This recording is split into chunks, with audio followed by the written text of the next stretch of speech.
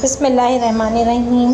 अस्सलाम वालेकुम। Welcome to my channel MSc Nadia. आज की वीडियो में मैं आप लोगों को न्यूमेरिकल करवा रही हूँ। चैप्टर 7 क्लास 11 फ़िज़िक्स चैप्टर 7 के न्यूमेरिकल आप लोगों के साथ शेयर कर रही हूँ। तो वीडियो को शुरू करने से पहले आप सबसे रिक्वेस्ट है कि प्लीज़ चैनल को सब्सक्राइब कर लें और बेल आइकन पर जाकर ऑल को प्रेस कर लें। फ़िज़िक्स के चैप्टर 3 के न्यूमेरिकल इससे पहले मैं आपके साथ करवा चुकी हूँ और प्रैक्टिकल सेंटर के MCQs के आंसर मैं आपके साथ शेयर कर चुकी हूँ। और इसके अलावा मैथ्स पे मेरे बहुत सारी वीडियोस बनी हुई हैं। Class 11 maths important guest papers और बुक के चैप्टर्स मैंने आपको सॉल्व करवाए हैं। इम्पॉर्टेंट पेपर भी सॉल्व करवाया है। इसके अलावा और भी आपको उर्दू इस्लामिया तो केमिस्ट्री के भी पेपर्स इम्पॉर्टेंट टारगेट पेपर आप लोगों को मिल चुके होंगे। तो चलें आज की वीडियो में मैं आपको न्यूमेरिकल करवा रही हूँ। चैप्टर 7 का पहला है calculate the work done by a force specified by. यहाँ आपको फोर्स दिया हुए हैं in displacing a body from position A to position B along a straight path. The position A and B are respectively given by. यहाँ आपको position A position B आपको दिया हुआ है और आपने मालूम क्या करना है, वर्क डन मालूम करना है। और डिस्प्लेसमेंट हुआ है, 2 पॉइंट्स के दरमियान डिस्प्लेसमेंट यहाँ पर शो किया गया है। ये देखें, आप नज़र आ रहा होगा, इधर A और B पॉइंट है और ये A मूवमेंट डिस्प्लेसमेंट जो हुआ है वो A और B के दरमियान हुआ। तो ये क्या है, ये वर्क डन है, यही हमें मालूम करना है। और यहाँ पर वेक्टर आपको दिया हुआ है, फोर्स का वेक्टर। गिवन डेटा में आप क्या लिखेंगे, फोर्स जो आपको दिया हुआ है और ये गिवन है RA आपको यहाँ पर गिवन है और RB गिवन है। ठीक है, वर्क डन मालूम करना है। अब इसको कैसे सॉल्व करेंगे, displacement from A to B। Displacement from A to B, सबसे पहले वर्क डन का फॉर्मूला क्या होता है, work done is equal to F multiply by R या F डॉट R भी जैसे आप कह सकते हैं। ठीक है, तो अब हमारे पास दो R जो है वो क्या है, RA RB। तो हमें एक इन दोनों का डिफरेंस मालूम करना होगा डिस्प्लेसमेंट के लिए। A टू B डिस्प्लेसमेंट है, तो इसी हिसाब से B में से, ठीक है, यानी एक तरह से कह लें फाइनल, जैसे हम फाइनल वेलोसिटी में से इनिशियल वेलोसिटी को माइनस करते हैं, उसी तरह से है कि आपको RB में से RA को माइनस करना है। तो यहाँ पर माइनस साइन लगाएंगे, ये साइन माइनस से मल्टीप्लाई होगी तो चेंज हो जाएगी, माइनस साइन यहाँ माइनस आ जाएगा, यहाँ प्लस आ जाएगा। फिर यहाँ I और I है, तो 7 में से 2 माइनस करेंगे, 5I बचेगा। 3 में से 5 प्लस माइनस माइनस, 5 में से 3 माइनस करेंगे तो 2 बचेगा, माइनस साइन आएगी और J लगाएंगे साथ में। और उसके बाद माइनस प्लस माइनस, 5 में से 2 माइनस करेंगे, 3K बच रहा है। तो ये हमारे पास क्या आ गया, वेक्टर R। ये हमारे पास R आ गया। अब हमने क्या करना है, वर्क डन मालूम करना है। Work done F multiply by R। तो यहाँ पर वेक्टर F जो है वो किसके बराबर है, ये यहाँ से लेकर यहाँ तक वेक्टर F है और ये वेक्टर R है। मल्टीप्लाई करेंगे, ठीक है, I और I मल्टीप्लाई होगा, 5 3 ज़ा 15, इसी तरह 8 और 2, तो 4 2 ज़ा 8 प्लस माइनस माइनस माइनस 8 आएगा और 5 3 ज़ा 15 प्लस माइनस माइनस माइनस 15 और 15 कैंसिल हो गया। यहाँ पर 3 5 ज़ा 15, 4 2 ज़ा 8 प्लस माइनस माइनस और 5 3 ज़ा 15 प्लस माइनस माइनस, 15 और 15 कैंसिल हो गया, -8 यूनिट। ये है आंसर। ये बता दूं कि आपको जो मैं ये न्यूमेरिकल आपके साथ शेयर कर रही हूँ, ये पेपर के हिसाब से इम्पॉर्टेंट है, तो इसलिए मैं इस पर आपके लिए वीडियो बना रही हूँ। और ज़्यादा मैं लंबी वीडियो नहीं बनाऊँगी, सॉल्व भी आपके सामने हुआ है, तो आप इसको कम वक्त में कर सकते हैं। A 2000 kg car traveling at 200 meter per second comes to rest on a level ground in a distance 100 meter. How large is the average frictional force tending to stop it? यहाँ पर आपको फ्रिक्शनल फोर्स मालूम करना है, average frictional force मालूम करना है। आपको दिया हुआ क्या है, मास ऑफ कार दिया हुआ है, given data mass of car 2000 kg। Initial velocity of car, initial velocity कितनी है, 20 मीटर पर सेकेंड है। फाइनल वेलोसिटी, क्योंकि कार चल रही थी और फिर रेस्ट की हालत में आ गई तो 0 हो जाएगी। Final velocity distance covered by car S is equal to 100 metre. आपने फाइंड क्या करना है, फ्रिक्शनल फोर्स मालूम करना है। तो फ्रिक्शनल फोर्स के लिए फार्मूला क्या है, तो यहाँ पर आप फार्मूला इस्तेमाल करेंगे, work done is equal to final kinetic energy minus initial kinetic energy. ठीक है, फाइनल काइनेटिक एनर्जी में से इनिशियल माइनस करना है। फाइनल के लिए फॉर्मूला क्या होता है, हाफ mv² एफ यानी फाइनल वेलोसिटी। ठीक है, आपने चूँकि final potential kinetic energy final लेनी है तो इसमें वेलोसिटी क्या आएगी, फाइनल आएगी।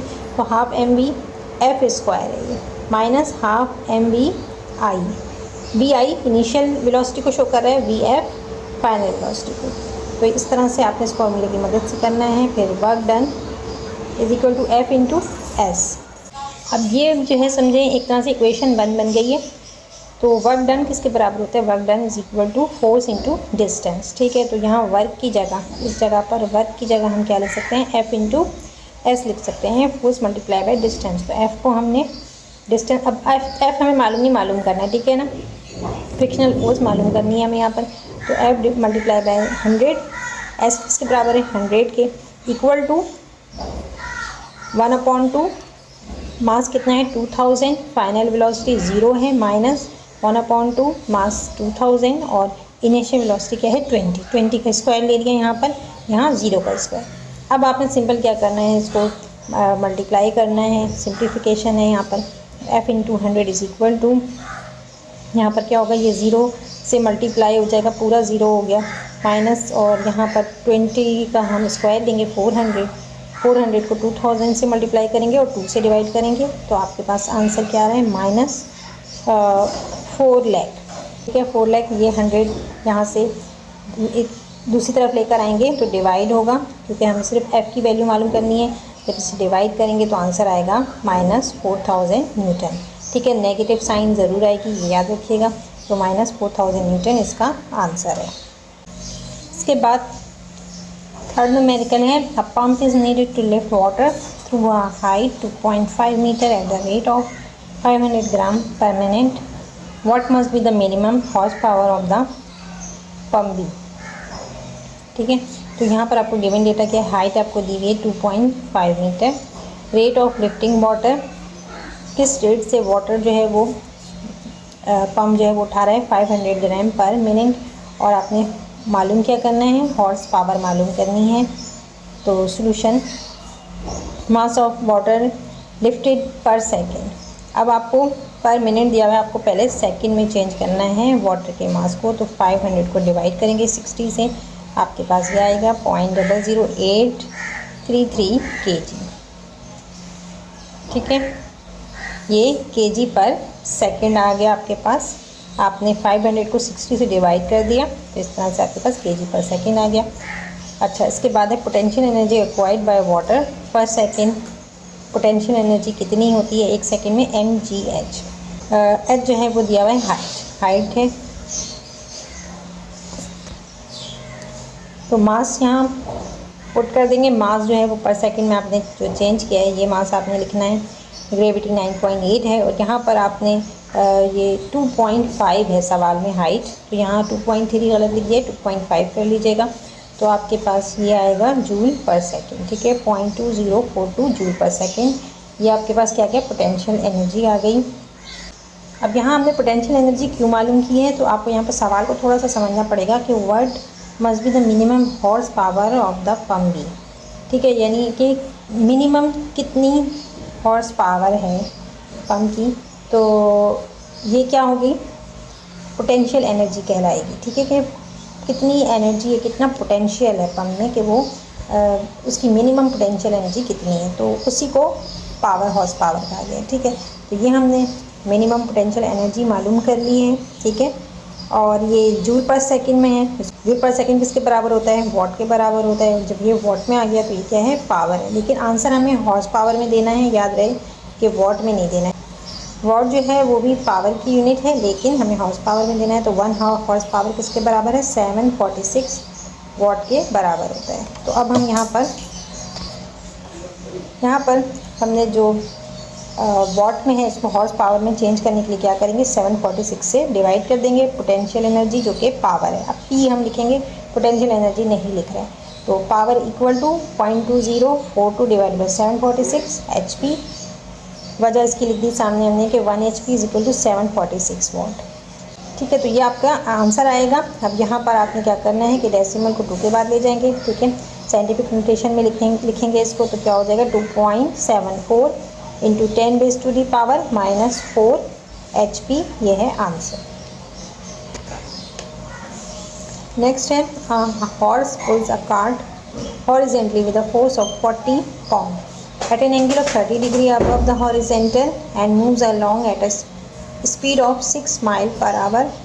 How much work does the horse do in 10 minutes?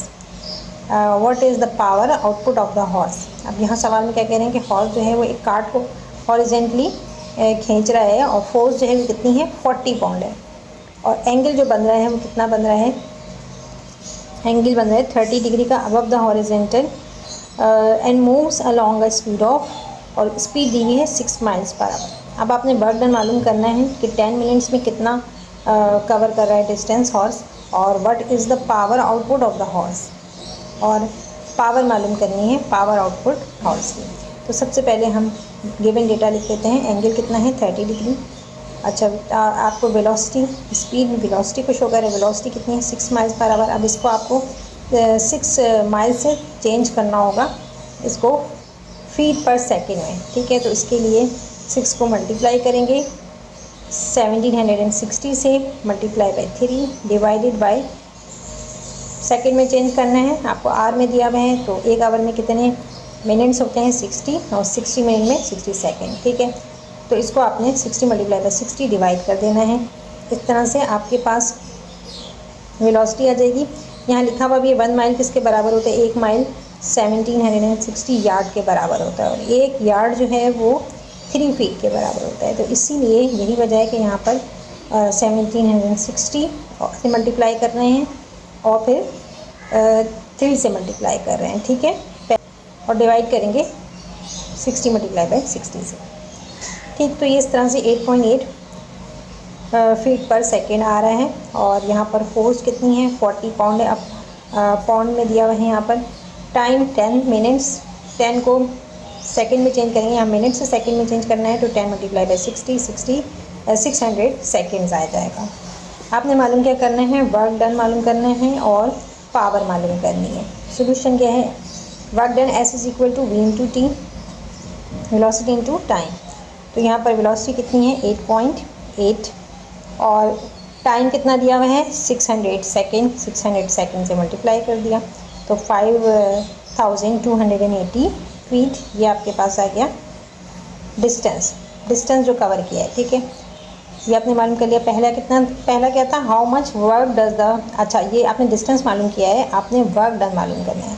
तो वर्क डन हॉरिजॉन्टल में क्या फॉर्मूला होता है, F multiply by S cos theta, ठीक है। फोर्स और डिस्टेंस cos थीटा कितना होगा, यहाँ पर हमें एंगल मालूम है 30 डिग्री। तो यहाँ पर फोर्स कितनी थी 40 पाउंड है ना, फोर्स दिया है 40 पाउंड, तो यहाँ पर फोर्स की जगह 40 आएगा, और S जो है डिस्टेंस कितना है 600 cos 30 डिग्री। अब आपने cos 30 डिग्री मालूम कर लीजिए और उसको मल्टीप्लाई कर दें। अच्छा यहाँ पे देखें ये 600 नहीं आएगा, S कितना है 4280, ठीक है। ये लाइन नहीं लिखिएगा, ये वाली लाइन होगी। F 40 है, 40 पाउंड, और डिस्टेंस जो है वो 4280 फीट है, और cos 30 है, ठीक है। cos 30 की वैल्यू मालूम कर ली और इन सबको मल्टीप्लाई किया तो आपके पास आंसर आ रहा है 1.8 इंटू 10⁻⁵ फीट पाउंड, ठीक है। ये आ गया आपके पास वर्क डन। अब आपने पावर मालूम करनी है। पावर मालूम करने के लिए फॉर्मूला अप्लाई करेंगे, power is equal to F multiply by V cos theta. Force 40 pound है, और आपके पास वॉल्यूम वेलोसिटी कितनी आई थी, ऊपर कैलकुलेट किया था 8.8 आया है, और cos 30, ठीक है। cos 30 की वैल्यू इतनी आएगी, फिर इसको मल्टीप्लाई करेंगे इन तीनों को, तो आंसर आपके पास आ रहा है 304.8 फीट पाउंड पर सेकेंड। अब आपने इसको हॉर्स पावर में, क्योंकि इन्होंने हॉर्स पावर में आंसर मांगा है, तो इसको आपने हॉर्स पावर में चेंज करना है। तो यहाँ पर आपने 550 से डिवाइड कर देना है, आपके पास आंसर आएगा 0.55 HP। तो ये आ गई आपके पास पावर आंसर। अब यहाँ पर ये एक और न्यूमेरिकल है, और ये सवाल आपके सामने हैं, आपको पढ़ सकते हैं। मैं आपको अहम बात बता दूँ इसके अंदर क्या है। गिवन डेटा आपको क्या दिया हुआ है, मास ऑफ रॉकेट, ठीक है। रॉकेट का मास कितना दिया हुआ है 0.2 किलोग्राम, और is launch from rest. H जो है वो हाइट है, ठीक है। It reaches a point P line at a height of 30 metre above the surface of the earth. तो 30 मीटर हाइट है, वर्क कितना है प्लस 425 जूल। तो यहाँ देख लें कहाँ दिया हुआ है, surface of the earth from the starting point in the process plus 425 joule of work is done on the rocket by the burning chemical propellant. Ignoring air resistance and the amount of mass lost due to the burning propellant, find the speed. आपने final speed मालूम करनी है rocket की at the point P. तो यहाँ पर आपको final speed मालूम करने के लिए क्या करना पड़ेगा, यहाँ मास है, हाइट दिया हुआ है और आपको वर्क डन दिया हुआ है। फाइनल वेलोसिटी मालूम करनी है। सोल्यूशन किस तरह से हम मालूम कर सकते हैं, तो वर्क का एक फार्मूला होता है कि gain in kinetic energy plus gain in potential energy, इन दोनों को प्लस करें तो वर्क डन आ जाता है। ठीक, तो यहाँ पर काइनेटिक एनर्जी किसके बराबर है, half M B F square के बराबर है, plus potential energy M G H के बराबर होती है, इक्वल टू वर्क कितना दिया हुआ है 425। सही। अब यहाँ हमें मालूम क्या करना है, बी एफ मालूम करना है, जो कि हमें नहीं पता है। तो यहाँ पर 1/2 मल्टीप्लाई बाय मास आपको कितना दिया हुआ है 0.2 दिया हुआ है। बी एफ आपको नहीं पता, ऐसे ही छोड़ दें। मास 0.2 है, ग्रेविटी 9.8 है, हाइट 30 है, 425। अब आपने बस इसको कैलकुलेशन से मालूम करना है कि बी एफ कितना है। ठीक, 0.2 है, इसको डिवाइड करेंगे 2 से तो आपके पास क्या आएगा 0.1 बचेगा। 0.1 बी एफ स्क्वायर प्लस यहाँ इन तीनों को मल्टीप्लाई करेंगे, आंसर आएगा 58.8 इज इक्वल टू 425। 58.8 है, इसको यहाँ से हटाएंगे और इधर लेकर आएंगे तो ये पॉजिटिव साइन नेगेटिव बन जाएगी। ठीक, 425 में से 58.8 माइनस कर देंगे तो आपके पास क्या बच रहा है 366.2। अब यहाँ पर क्या है 0.1 बी एफ स्क्वायर है, तो ये 0.1 जब इज इक्वल टू की दूसरी तरफ आएगा तो डिवाइड होगा, 0.1 से डिवाइड करेंगे यहाँ पर और आपके पास क्या आ रहा है 3662 आ रहे हैं। बी एफ स्क्वायर आ रहा है, हमें स्क्वायर नहीं चाहिए, स्क्वायर ख़त्म करना है। तो हम क्या करेंगे कि यहाँ पर स्क्वायर रूट ले लेंगे, टेकिंग स्क्वायर रूट, तो आपके पास आंसर आएगा। फाइनल वेलोसिटी क्या आ रही है 60.5 metre per second answer. Neutron travels a distance of 12 meter in time interval of 3.6 into 10 raised to the power minus 6 second. Assuming the speed to be constant, find the kinetic energy. Mn is equal to 1.7 into 10 raised to the power minus 27 kg। ठीक है, तो यहाँ जो है ये आपको मास दिया हुआ है न्यूट्रॉन का। अब इसमें गिवन डेटा में क्या दिया हुआ है, आपको डिस्टेंस दिया हुआ है 12 मीटर। न्यूट्रॉन ने कितना डिस्टेंस कवर किया है, ट्रैवल किया है 12 मीटर। टाइम कितना दिया हुआ है 3.6 into 10 raised to the power 6 second. Second में है तो चेंज करने की ज़रूरत नहीं है। मास ऑफ न्यूट्रॉन केजी में है, ये भी बिल्कुल सही दिया हुआ है। अब यहाँ पर आपने मालूम करना है काइनेटिक एनर्जी, एज्यूमिंग दिस, और काइनेटिक एनर्जी आपने मालूम करनी है जबकि आपसे कहा जा रहा है कि कांस्टेंट स्पीड है। यहाँ पर काइनेटिक एनर्जी मालूम करनी है, find the kinetic energy of neutron. और इसके अलावा यहाँ पर आपसे कह रहे हैं assuming the speed to be constant. Speed जो है वो कांस्टेंट है, यानी एक ही रफ्तार से मूव कर रहा है न्यूट्रॉन। तो वेलोसिटी जो है वो यहाँ पर सेम रहेगी, कोई चेंज नहीं है वेलोसिटी में। तो जब वेलोसिटी स्पीड कांस्टेंट होती है तो v किसके बराबर होता है, v is equal to S upon T के। एस आपको दिया हुआ है, टी भी दिया हुआ है। ठीक है, 12 को 3.6 into 10 raised to the power minus 6 से डिवाइड कर देंगे तो आंसर आएगा आपके पास वेलोसिटी आ गई 3.3 into 10 raised to the power 6 metre per second. ठीक है, आपके पास वेलोसिटी आ गई। स्पीड जिसे कहते हैं तो कांस्टेंट स्पीड से जब मूव कर रहा है तो एक ही है। अब आपने काइनेटिक एनर्जी का फॉर्मूला अप्लाई करना है, हाफ एम बी स्क्वायर। ठीक है, हाफ एम बी स्क्वायर, तो 1/2 मल्टीप्लाई बाय मास कितना है वो पुट कर दिया यहाँ पर, और वेलोसिटी हमने अभी मालूम की, ये भी पुट कर दिया। अब यहाँ पर मल्टीप्लाई कर देंगे इन दोनों को। ठीक है, 1.7 को और 3.3 को मल्टीप्लाई करेंगे पावर के साथ इसकी, तो हमारे पास आंसर आएगा, जो भी आंसर आएगा उसको 2 से डिवाइड कर दीजिए। ठीक है, 2 से डिवाइड करेंगे तो आपके पास आंसर आएगा 9.4 9.44 इंटू 10⁻⁻15 जूल। ये है answer. A ball of mass 100 gram is thrown up in air vertically and reaches a height of 9.8 meter. Calculate the velocity with which it is thrown and its initial energy. Neglect air friction and take G is equal to 100 metre per second square. अब यहाँ कहा जा रहा है कि ball जो है जिसकी मास 100 ग्राम है उसको हवा में वर्टिकली उछाला गया है and reach is a height, और बॉल कितनी हाइट तक गई है 9.8 मीटर पर। आपने वेलोसिटी कैलकुलेट करना है, किस वेलोसिटी के साथ उसको फेंका गया कि 9.8 मीटर उसने कवर किया, एंड इट्स इनिशियल एनर्जी, और उसकी इनिशियल एनर्जी मालूम करनी है। ठीक है, यहाँ पर आपसे कह रहे हैं कि जी जो है वो 100 मीटर पर सेकेंड स्क्वायर लेना है आपने।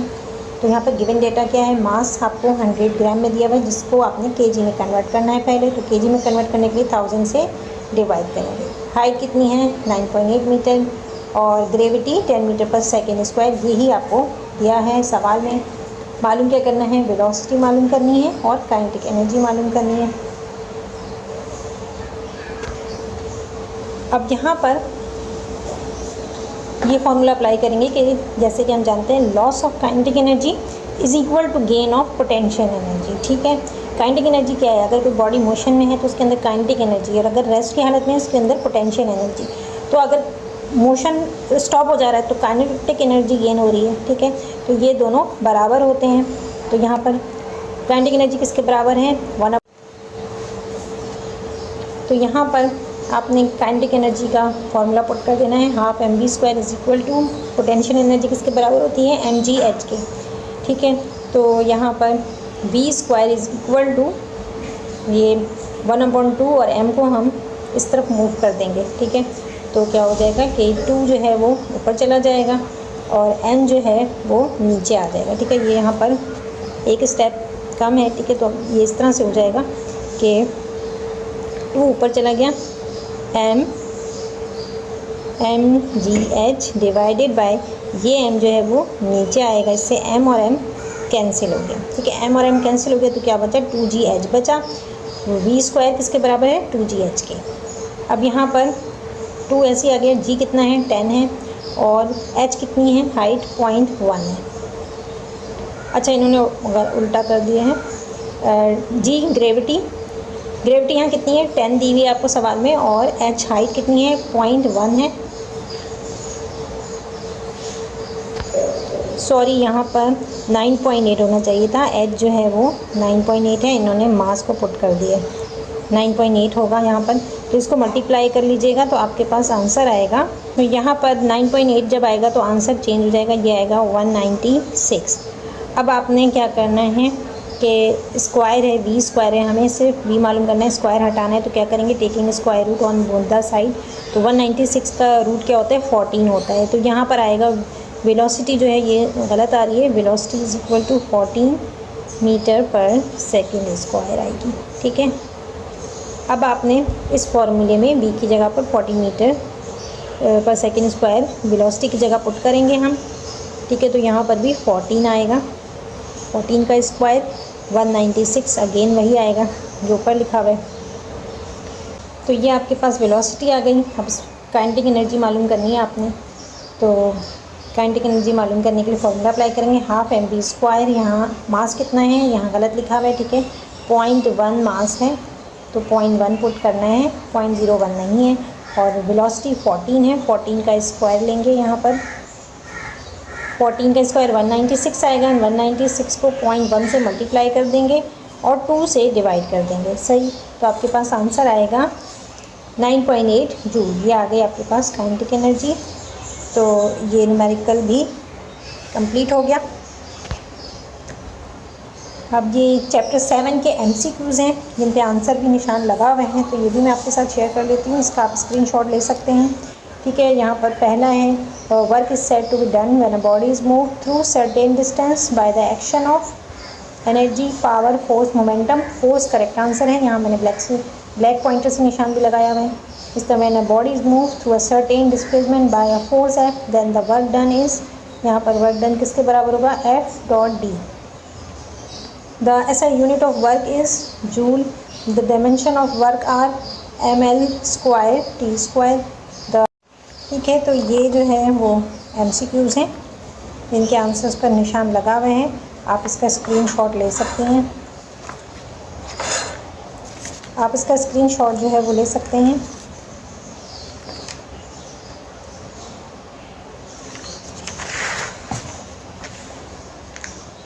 फिर ये नेक्स्ट पेज है, यहाँ भी मैंने जितने भी आंसर हैं सब पे निशान लगा दिया है आपकी आसानी के लिए।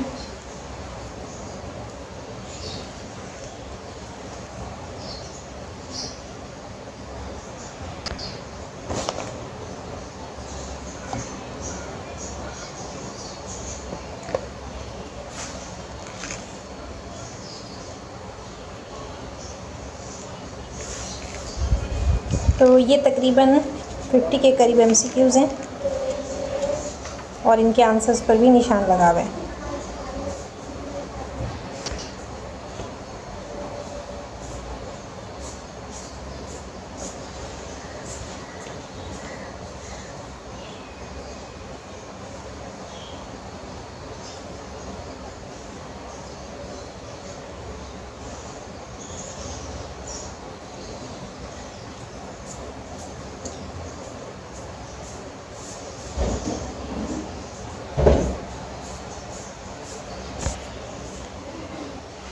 तो आई होप कि आज की वीडियो आप लोगों को पसंद आएगी, और वीडियो पसंद आई तो लाइक और शेयर ज़रूर करिएगा। चैनल को सब्सक्राइब कर लें और बेल आइकन पर जाकर ऑल को प्रेस कर लें ताकि मेरी हर आने वाली वीडियो आपको मिल सके। नेक्स्ट वीडियो तक के लिए अल्लाह हाफ़िज़।